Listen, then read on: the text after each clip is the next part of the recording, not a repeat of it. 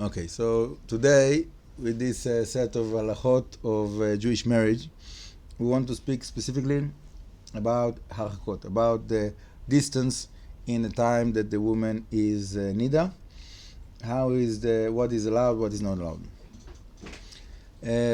Once again, also here there's many details, many opinions. I'm not trying to cover all the halachot, all the details, all the opinions. Okay, I'm trying to give like the guidelines, and anyone that wants to have like more details is welcome to be in touch, and we'll make sure that everybody will get all the information that is needed with the help of Hashem. So, first of all, let's speak about what is the idea, what is the principle here. Okay, so the idea is that we know that when there is something that is prohibited, okay, so the Yetzer Hara, the evil inclination, have like stronger desire for that. Okay, so those halachot, it comes to balance that, because there is like stronger Yetzer Hara within the time of Nidah. So because we have those prohibitions that we have to stay away and to have distance, so it keeps us all the time aware and awake of like what I'm allowed to do, what I'm not allowed to do, how should I do it. So then the person is in that like a mental state of like I have to be careful, and so on. Okay. Now, obviously, when people are starting to touch, hug, kiss, so obviously the passion grows, right? It's like fire, like you're starting with a small fire and it grows. So the trick is not to start the fire, right? You don't want to have fire, so don't start the fire. So that's the idea of those halachot as well, yeah. To make sure that everything is. So in a way, you can say that when your wife is Nidah, so it's like a stranger woman in the street. You're not allowed to touch her. You're not allowed to speak with her like words of affection and emotions. Just like, okay, so you have like a flatmate in a way. Yeah, you share the same bedroom. You have your bed. She have her bed. You're making like distance between the beds, and you're not sleeping together. And that's basically the situation for all of this time of Nidah. So again, no touching, hugging, no kissing, no sleeping together. You have to have like different beds, or to sleep in the couch, not to sleep in the same bed. Not to give her something from hand to hand, because you might touch her. So by the Sfaradim you can throw something and she can catch it. By the Ashkenazim you have to put it down and she have to pick it up. What else? The words shouldn't say like words of passion and love. You can say things that let's say that you have like a woman that she's I don't know, your boss or your secretary. So like, how would you communicate with her? You can tell her like, I appreciate what you do, thank you very much for doing this to me, things like that. You're allowed to say, but like special words that you're keeping for your wife. So Hashem, I hope that everybody are keeping those words to their wives. So that's something that in the time that she's in, it's not time to use those words. Okay. It could be that someone sees that his wife, is like she really doesn't feel like loved, and she like getting into depression, chas v'shalom. So then it might be that he will be allowed to tell her some words like I love you, and like everything is going to be okay, and whatever, I don't know, some like words that are more like warm, but it's very, very delicate. You have to be like very careful that you will not like warm up the relationship in that point.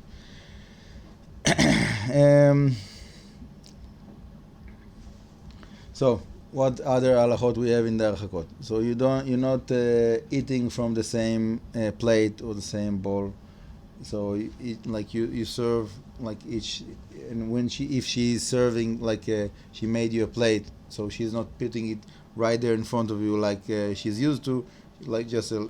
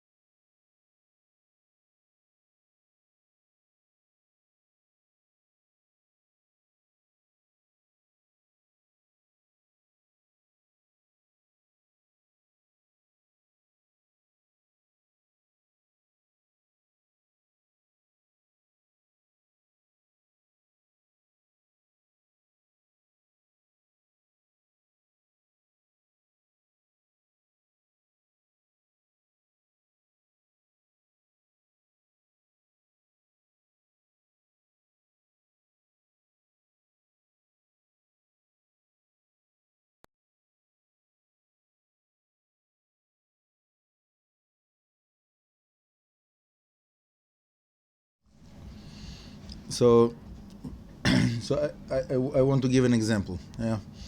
Um, let's say a woman that she's giving birth. Yeah. Yeah. So the moment she's giving birth, she's Nidah, because like in the process of giving birth, she's also bleeding. Right. Right. But it's one of the hardest moments of her life. And she really needs help in that moment, right? So like you can't ignore her, and you need to be there for her, right? So first of all, there is a priority of like the best is if it's possible that her mother or her friend or someone else will be there to hold her, and you can stand aside and speak with her without touching, so that's better. But if there's no one else, and it can be a life threat, giving birth is not a joke. So it might be that the husband will have to touch his wife, even though she's Nida, while she's giving birth. Um, so to hold her hand, whatever it is, and it's a discussion, but there is many rabbis that are permitting that. But it's not simple. It's not simple. Okay, it's not something that a person have to be lightheaded about. It's for sure it's allowed, no problem. No, it's not so simple. So you have to be like to know exactly what is the situation, how much it is needed, and to see what according to you know. Um, so the same thing about other situations. If the woman is sick, there's no one else that will take care of her. There's no doctor around. I don't know, whatever. In a trip in the mountains, she fell down, she tripped, whatever. So it's a very hard situation. Okay, so obviously, so preferably you don't put yourself in that situation. Yeah, you're making sure not to be in that situation. So if she's Nida, you're not going to the mountains to take tracks on the mountains. It's not the right time for that, for example. Yeah. So as much as you can, you have to plan ahead and see like what, not to get to a situation that you will have to have those questions. But and if you get to those kind of questions, so preferably you want to ask a rabbi exactly on that situation, because in every situation there is nuances, and according to that there will be the answer of the rabbi.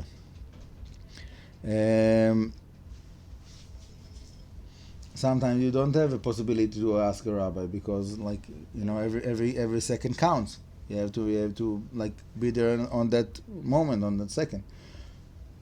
So obviously, whenever there is a life threat in any kind, so you have to do whatever it is that you need to do to make sure that take care of your wife. Yeah. So if you need to touch her when she's needed, to help her, to take her out of a risk or whatever, so you do that for sure, without hesitation. If it's not a life threat, but like emotionally she needs it, so then it becomes a big question. Okay, then it becomes a big question, and it's better to ask a rabbi again exactly what to do. Anyhow, let's go back to the more normal cases. What is more common? So we spoke about sleeping, touching. Obviously, not to see her without clothing that is not anything that is not modest, that might arouse the husband or something like that you should avoid. She should cover her hair in the house as well. Generally it's good, but specifically when she's Nidah, it's more important. If she drank or ate something and there's leftovers, he shouldn't take it. Okay, she can have his leftovers. He should not take her leftovers. If there is leftovers from her, but he doesn't know that it's leftovers from her, she ate from the plate before he saw that he didn't see that she ate from that plate. So then she doesn't have to tell him that it's her leftovers. He can have it, because the idea is that the husband wouldn't feel intimacy in this time of the Nidah. So by him having these leftovers, whatever, so it gives that certain kind of intimacy of we are connected. We have this special connection. So that's another point.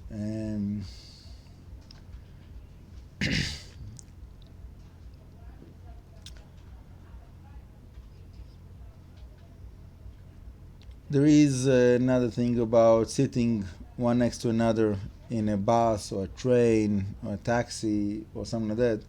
That it's like one seat, and then one thing is that it's very hard not to touch especially when you have a very close seats.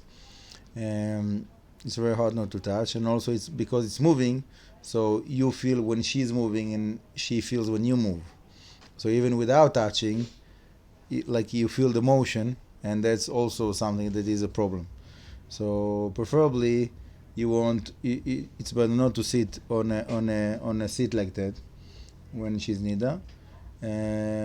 But let's say in a case that you're in a bus or in a taxi, that you have to sit, and that's the only way that you can sit is next to her. There's no other seat. So then you put some kind of a barrier, like a bag or something between you. So it won't be like that you're touching in the time.